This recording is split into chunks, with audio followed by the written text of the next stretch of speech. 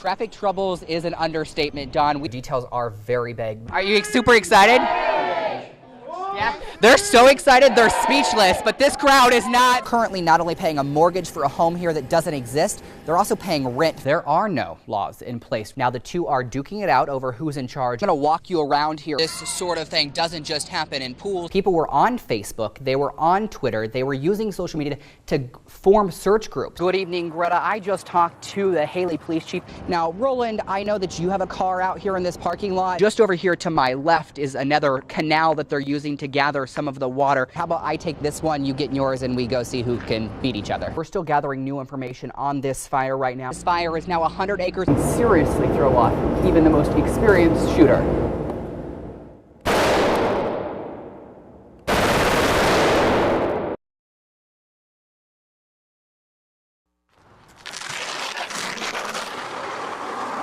A hard impact on a controlled course. All right, here we go. All right, you're good. To show just how dangerous speeding in a school zone can be.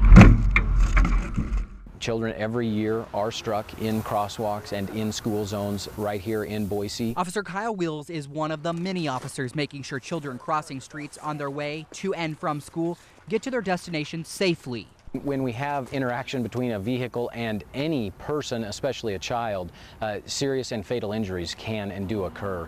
Just one way they do that is by cracking down on speeders. There you go. Just a few extra miles per hour could mean all the difference. And just hit your brakes as hard as you can. At 20 miles per hour, perfect. A child's life could be spared. Speed up to 35 miles per hour, and there's no stopping the impact. The biggest difference is, quite honestly, it's physics. It's going to be perception, reaction time, and then stopping distance at given speeds. An increase in speed tends to be the biggest cause of a child's injury when hit. A new report out this week from the Public Transportation Services found 25,000 children are hurt on their way to and from school. Another 100 are killed. The majority of the accidents are caused by speeding drivers. Drivers don't like getting speeding tickets, but even worse, they don't want to hit a child. None of us do. Right. So let this video be a reminder to slow down and stay alert no matter where you are.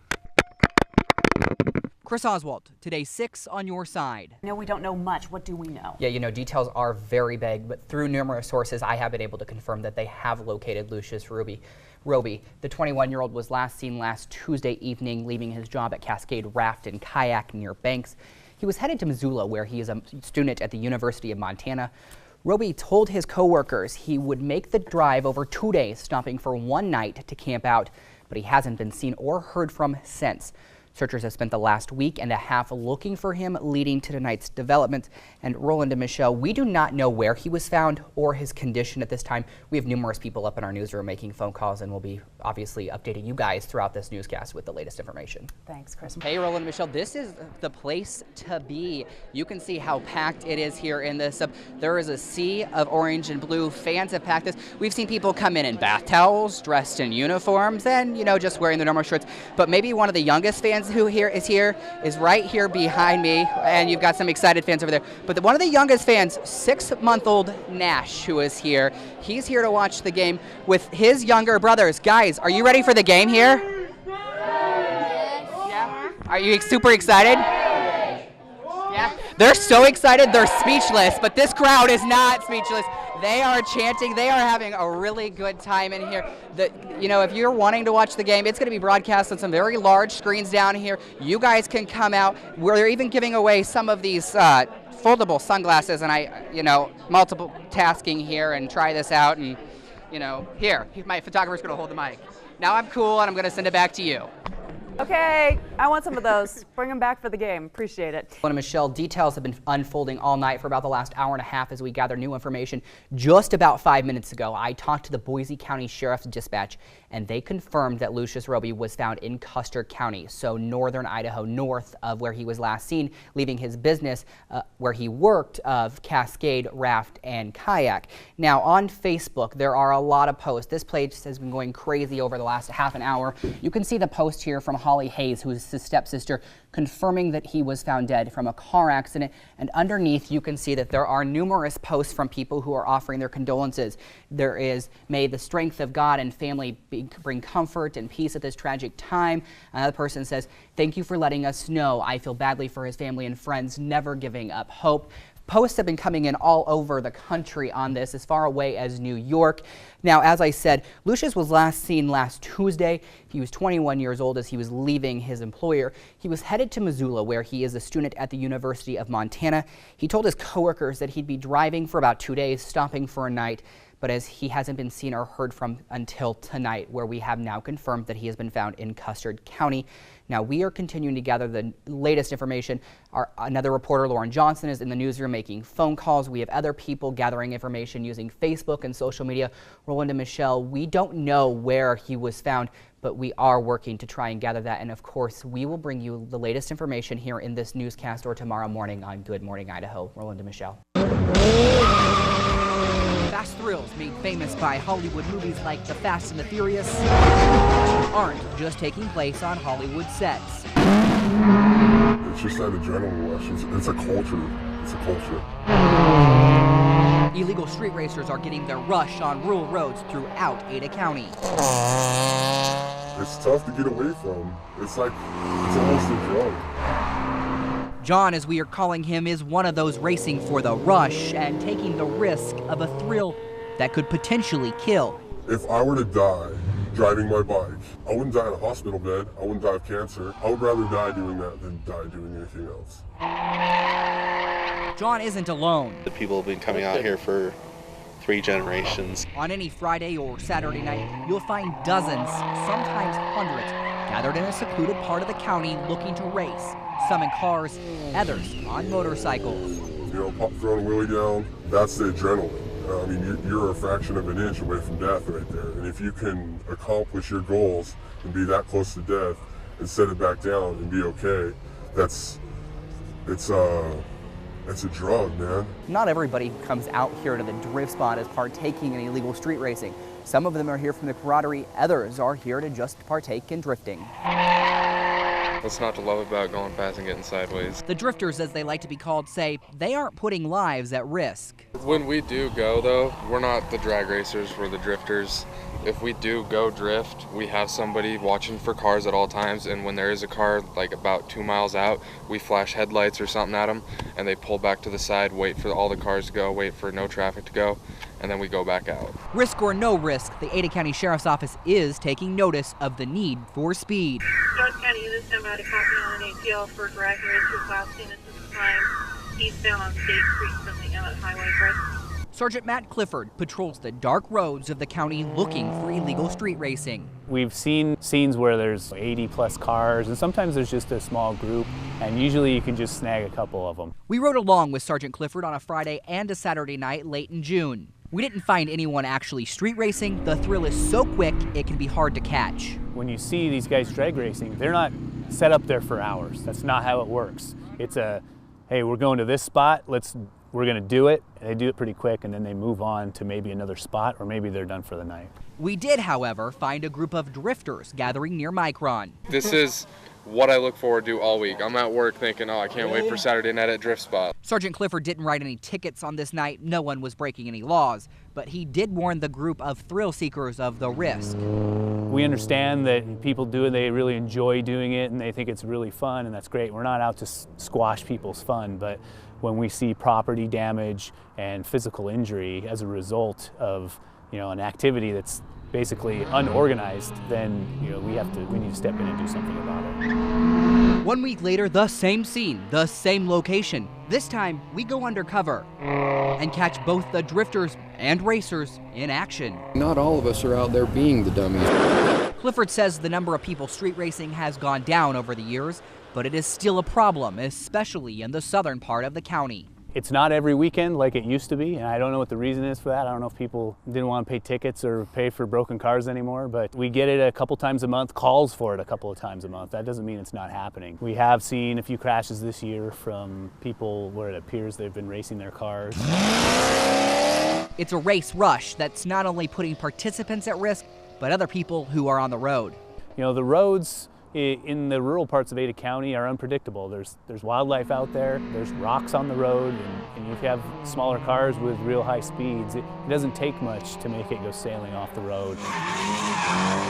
A mess, or worse, that dragsters of Idaho are willing to take for a kick of an illegal activity with a thrill that's over in just seconds. They love the speed. They like to go fast. They get a loud car with a big engine, and they like to show it off. Right away, as soon as you step on it, you're putting yourself in the line of fire. And I think that's what people chase. Again, it's like a drug. It's a drug. Memories of Lucius Roby flow free for his former boss, Kenneth Long. Lucius was always one that was game for getting out anytime, you know. Spend all day guiding rafts on the river. It's like, oh, we should go kayaking. He was fired up and ready to go. Let's go on a camp trip. Let's go skiing, whatever. Long hired Roby to be a guide 2 summers ago. He wasn't the loudest person in the room. He wasn't, you know, the most noticeable right when you walked into a room. But after about 5 minutes, you knew he was there. He's now trying to find the words to describe his feelings. It's a huge loss, you know. I mean, it's part of your family. We work together, we go kayaking together. It's a big loss. It was right here at the river that Lucius found himself at home. It's also the same place his former co-workers at Cascade Raft and Kayak say they're finding comfort in the tragic loss of someone they consider family. The Free Spirit Guide had a love for all things nature, and more importantly, life itself. He walked out with a big smile on his face, you know. He was getting ready for a new adventure, and you know, there's some peace in seeing him go away from here with a big smile on his face, you know, seeking out the next chapter, the next adventure. With a smile on his face, he knew how to brighten anyone's day, making friends with everyone he met. We'll miss him. I don't think that a day will go by that we won't probably think about him and, you know, wish he were here. Those new friends quickly turned into family who are now grieving. We're trying to remember and trying to be as inspired by Lucius and Lucius's love of life, his enthusiastic personality, and trying to celebrate him, and we'll get together and we'll start with that. But finding comfort in each other, in a place Lucius loved. In Horseshoe Bend, Chris Oswalt, Idaho on your side. Good evening, Roland and Michelle. People have been allowed back in. These homes here are just some of the 28 homes that were evacuated because of the fire. These homes went untouched, but you can clearly see just how close this fire came to these homes. The burn scar literally came right up to some of these properties. I just talked to one woman who said her whole entire home is surrounded by a burn scar, and she says that these firefighters are angels for saving her home. Now, they are still out here tonight and remaining on alert in case anything flares up. They're also making sure that their the hot spots are put out as investigators question a suspect. There was a lot of fear. The threat was real. We could see the blackening sky. The Colorado Gulch fire burned more than 715 acres just outside of Haley, putting homes in his path in jeopardy. We're so done with fires. The fire started late Sunday night and quickly grew, forcing firefighters to evacuate more than 24 homes by 2 o'clock Monday afternoon. Crews from several departments fought the flames from the ground and the air using water from the Wood River to extinguish the fire. Blaine County Sheriff Gene Ramsey says the fire is human-caused, likely the result of fireworks. We do have a suspect. We've done an interview in connection with the Bureau of the Interior.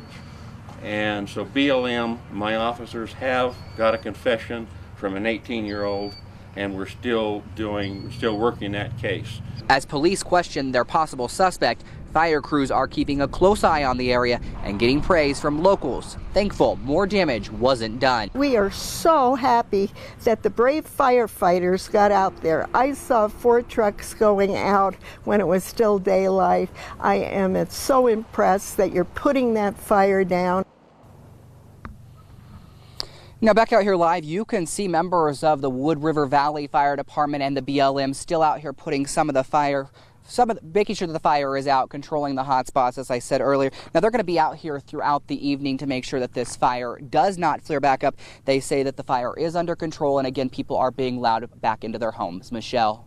All right, Chris, one thing Roland was just mentioning as he's sitting here talking with me is that you thought that Haley, after last year's huge fire, would be the one place that would be safe from fires this year. So explain to folks how close these two fires came to one another, last year's and this year's.